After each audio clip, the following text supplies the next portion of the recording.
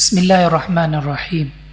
محترم سامعین و ناظرین، اللہ رب العزت قرآن مجید میں ارشاد فرماتے ہیں انما ولیکم اللہ ورسولہ والذین آمنوا، تمہارا حقیقی جو دوست ہے یا تمہاری جو محبت ہونی چاہیے وہ اللہ تعالیٰ کے ساتھ ہے، پھر اس کے بعد رسول اکرم صلی اللہ علیہ وسلم کے ساتھ ہے، اور پھر اہل ایمان کے ساتھ ہے۔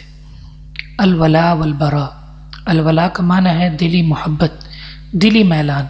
ایک مومن کا دلی میلان سب سے زیادہ اللہ کی طرف ہونا چاہیے، اس کی دل میں سب سے زیادہ محبت اللہ رب العزت کی ہو۔ والذین آمنوا اشد حبا للہ، مومن اللہ کی محبت میں بہت زیادہ سخت ہوتے ہیں، اور اس کے بعد رسول اللہ صلی اللہ علیہ وسلم کے ساتھ محبت ہو، اور وہ سب سے بڑھ کر ہو، جان سے، سب لوگوں سے بڑھ کر رسول اللہ صلی اللہ علیہ وسلم کے ساتھ محبت ہو، اور اس کے بعد اہل ایمان کے ساتھ محبت ہو۔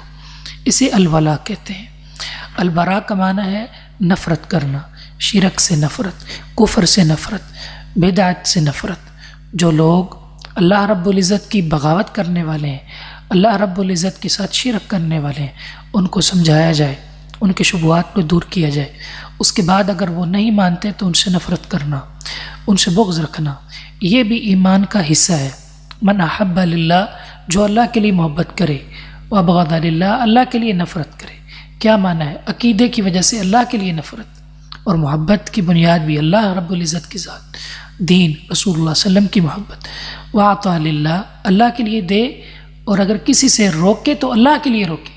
فقد استکمل الایمان، اس بندے نے ایمان کو مکمل کر لیا، اس نے ایمان کو مکمل کر لیا۔ اللہ میں عمل کی توفیق عطا فرمائے۔